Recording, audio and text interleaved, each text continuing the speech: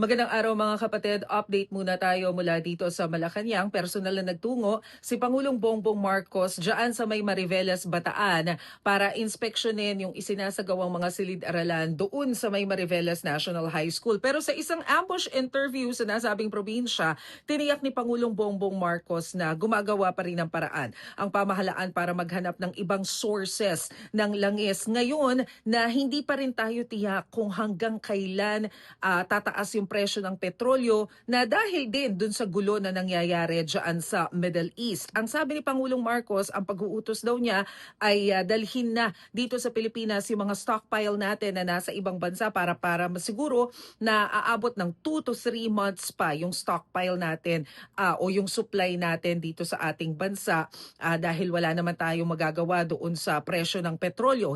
That's out of our control. Pero at least matiyak man lang natin na meron tayong enough supply.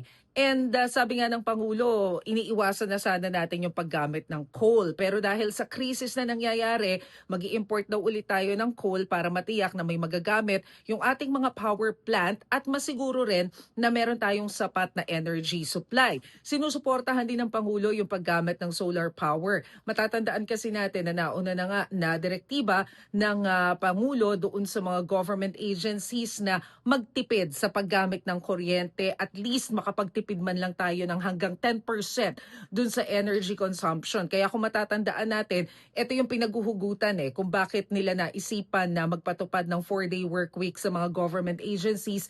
Kasi isa yan doon sa paraan na nakikita nila kung paano makapagpatipid ng energy consumption. And at the same time, tiniyak din ng Pangulo na naghahanap din sila ng mga paraan to ensure na hindi masyadong tataas yung presyo ng pagkain. Dahil of course, yung basic commodities, yan yung pinaka-importante sa lahat. Kaya matatandaan natin, kahapon nga ay umikot pa si Pangulo sa isang palengke dyan sa San Juan to ensure na hindi talaga bumubulusok yung presyo ng mga pagkain. At yan muna ang pinakahuling balita mula dito sa Malacanang. Ako po si Maricel Halili. Magandang araw.